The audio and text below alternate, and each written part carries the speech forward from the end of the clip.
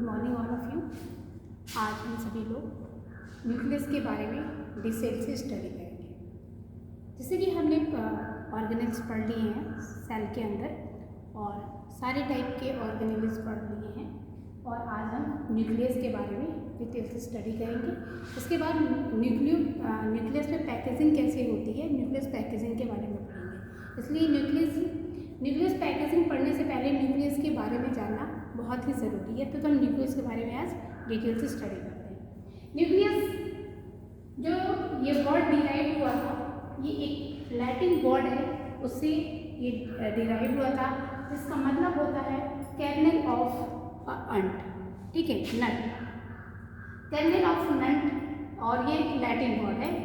और न्यूक्लियस को कैरियन भी कहते हैं। क्या कहते हैं? न्यूक्लियस को कैरियन भी कहते हैं। और कैरियन के बेस पे उसको चूंकि कैरियन कहते हैं, इसलिए इसकी स्टडी को हम कैरियोलॉजी कहते हैं। क्या कहते हैं इनकी स्टडी को? कैरियोलॉजी। जो न्यूक्लियस होता है वो मेम्ब्रेन, डबल मेम्ब्रेन, क्योंकि यहाँ डबल मेम्ब्रेन ही रखा था, लेकिन ये डबल मेम्ब्रेन जो है इंक्लूडिंग ये ऑर्गेनेल्स है, इसके चारों तरफ डबल मेम्ब्रेन पाई जाती है। और एक और कि यह जितने भी ऑर्गेनेल्स डिस्कवर हुए हैं, उन ऑर्गेनेल्स में ये सबसे बड़ा ऑर्गेनेल्स है। ठीक है, यूकैरियोट का ये सबसे बड़ा ऑर्गेनेल्स है। मैंने लिखा भी है लार्जर मेम्ब्रेन बोर्न ऑर्गेनेल्स इन यूकैरियोट। यूकैरियोट के अंदर ये सबसे जो है लार्जेस्ट ऑर्गेनेल्स है। कौन? आपका न्यूक्लियस।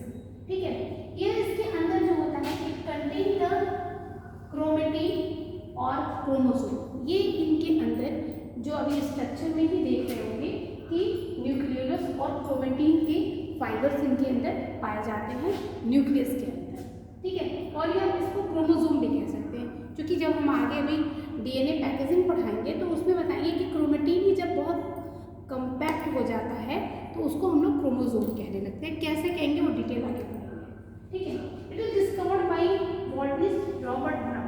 रॉबर्ट ब्राउन ने फर्स्ट टाइम 1931 में न्यूक्लियस की डिस्कवरी कहाँ किया था और किस प्लांट में?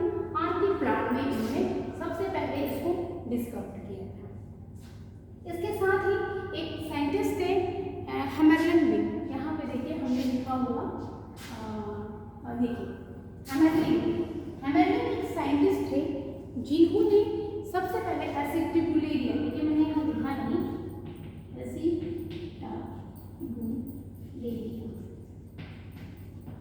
एसिटिबुलेरिया में इन्होंने कैरियोप्लाज्मिक इंडेक्स देखा था। अब कैरियोप्लाज्मिक इंडेक्स क्या है? कैरियोप्लाज्मिक इंडेक्स हम डिटेल से पढ़ेंगे जब सेल डिवीजन पढ़ेंगे कि कैरियोप्लाज्मिक कब सेल क्यों सेल डिवीजन करती है। तो वो कैरियोप्लाज्मिक इंडेक्स की वजह, जब कैरियोप्लाज्मिक इंडेक्स डाउन होता है तब सेल जो होती है सेल डिवीजन के लिए प्रिपेयर होती है या सेल डिवीजन करती है। ठीक है, तो इस सेल कैरियोप्लाज्मिक इंडेक्स का डिस्कवरी हेमरलिन ने सबसे पहले एसिटिबुलेरिया प्लांट पे किया था, प्लांट के अंदर किया था। ठीक है, इसके बाद जो न्यूक्लियस होता है उसका जो डायमीटर होता है 10⁻⁻⁶ मीटर होता है। और आप बहुत ही बड़ी बात है इसलिए डीएनए पैकेजिंग पढ़ना, क्योंकि 10⁻⁻⁶ मीटर डीएनए वो न्यूक्लियस के अंदर करीब 2.2 मीटर आपका डीएनए वाइड रहता है, उसके अंदर पड़ा रहता है। तो किस तरीके से पड़ा रहता है वो हम आगे पढ़ेंगे। इसके बाद ये जो है control all the functional activity of the cell. Cell की सबसे जो फंक्शनल एक्टिविटीज होती हैं उसको न्यूक्लियस जो होता है वो कंट्रोल करने का काम करता है। जितनी भी फंक्शनल एक्टिविटीज होती हैं सेल के अंदर उसको कंट्रोल कौन करता है? आपका न्यूक्लियस करता है। इसलिए इसको कंट्रोल सेंटर कहा जाता है, सेल का कंट्रोल सेंटर कहा जाता है। ठीक है, और it is the first cell organelles of the cell. Cell के अंदर अगर कोई सबसे पहला कोई ऑर्गेनेल्स डिस्कवर हुआ था तो वो न्यूक्लियस था। तो ये बहुत ही इंपॉर्टेंट सारे पॉइंट हैं इनके न्यूक्लियस के बारे में। अब आते हैं कि न्यूक्लियस कहाँ पे एब्सेंट होता है, कहाँ पे प्रेजेंट होता है। तो एनिमल किंगडम में जब हम देखेंगे या पूरे किंगडम में जब हम देखेंगे तो जो न्यूक्लियस जो होता है प्रेजेंट और यहाँ पे एब्सेंट, हमने दो टॉपिक लिया है। प्रेजेंट में देखिए जो न्यूक्लियस यहाँ पे टाइप भी कह सकते हैं कि अगर प्रेजेंट है तो कितने टाइप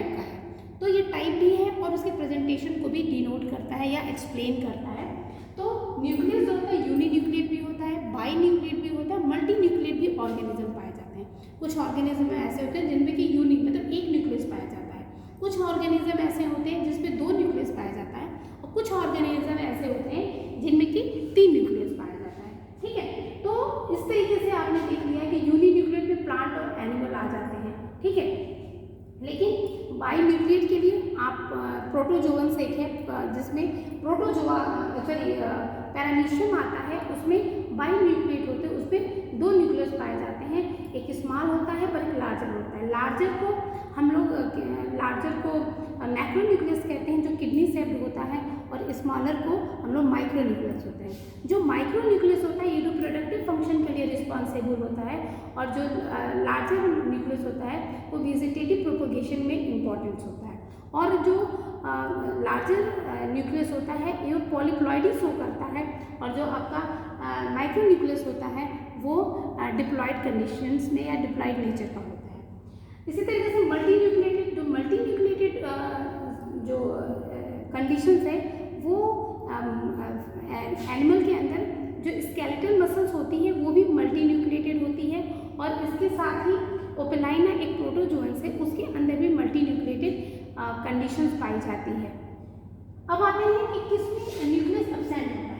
तो न्यूक्लियस मैच्योर आरबीसी, जो आरबीसी होती है, जो मैच्योर आरबीसी होती है उनके अंदर न्यूक्लियस जो होता है एब्सेंट होता है। इसका क्या रीज़न है, क्यों एब्सेंट होता है, ये जब हम फिजियोलॉजी में सर्कुलेटरी सिस्टम पढ़ाएंगे तो वहाँ पे बताएंगे कि क्या रीज़न है कि न्यूक्लियस में आरबीसी में न्यूक्लियस जो होता है वो एब्सेंट हो जाता है।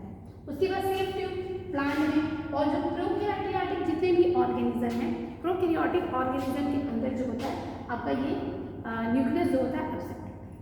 अब आ जाते हैं कि स्ट्रक्चर, न्यूक्लियस का स्ट्रक्चर। देखिए न्यूक्लियस जैसे कि हम बताएं कि डबल मेम्ब्रेन स्ट्रक्चर है, यहाँ पे डबल मेम्ब्रेन स्ट्रक्चर है, ये चारों तरफ से डबल मेम्ब्रेन से बाउंड है। तो इसको कहते हैं जो बाहरी होती है उसको आउटर न्यूक्लियर मेम्ब्रेन कहते हैं, जो अंदर होती है उनको इनर न्यूक्लियर मेम्ब्रेन कहते हैं। इस न्यूक्लियर मेम्ब्रेन से बाउंड जो न्यूक्लियर मेम्ब्रेन कहीं कहीं पे कुछ पोर्स होते हैं जिसको हम लोग न्यूक्लियर पोर कहते हैं, और न्यूक्लियर पोर के द्वारा जो कह सकते हैं कि बाई डायरेक्शनल काम होता है न्यूक्लियर पोर का, कि अंदर से मटेरियल को बाहर भेजना और बाहर से मटेरियल को अंदर भेजना, तो इसका बाई डायरेक्शनल फंक्शन होता है किसका, न्यूक्लियर पोर का।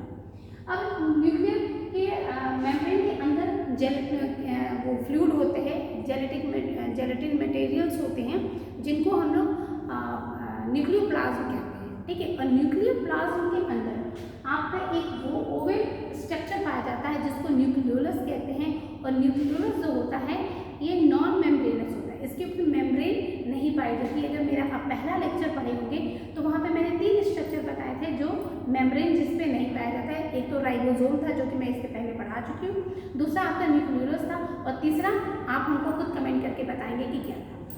उसके बाद जो ये न्यूक्लियोलस के अंदर ये देखिए क्रोमेटिन के फाइबर्स हैं, क्रोमेटिन थ्रेड्स हैं, ये क्रोमेटिन थ्रेड्स पड़े होते हैं, और यही क्रोमेटिन आगे जब सेल डिवीजन के लिए प्रिपेयर होने वाली होती है, सेल डिवीजन करनी होती है, या कह सकते हो कि लेट प्रोफेज में, सेल डिवीजन के लेट प्रोफेज में ये जो क्रोमेटिन होते हैं कंडेंस होकर के क्रोमोसोम का फॉर्मेशन करते हैं या क्रोमोसोम में चेंज हो जाते हैं।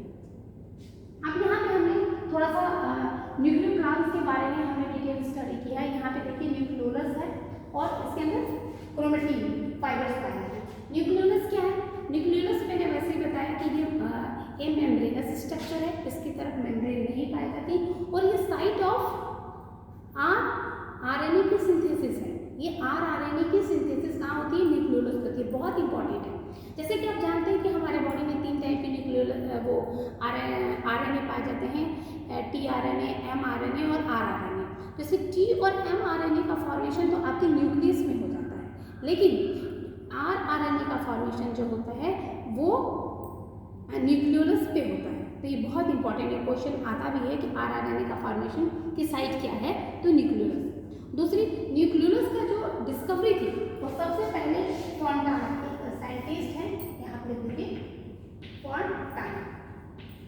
फॉन्टाना एक साइंटिस्ट है, उन्होंने न्यूक्लियोलस की सबसे पहले डिस्कवरी की थी। ठीक है, और उसके बाद आता है क्रोमेटिन फाइबर जो कि न्यूक्लियोप्लाज्म में है।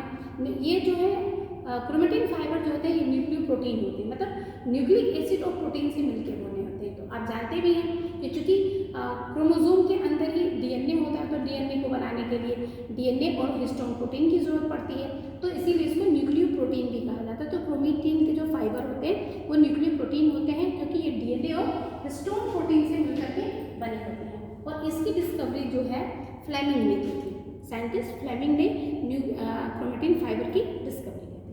अब आते हैं फंक्शन पे कि what is the function of nucleus, nucleus की क्या फंक्शन है। तो न्यूक्लियस फर्स्ट एंड फॉर तो ये कंट्रोल सेंटर है किसका, आपके पूरे सेल का।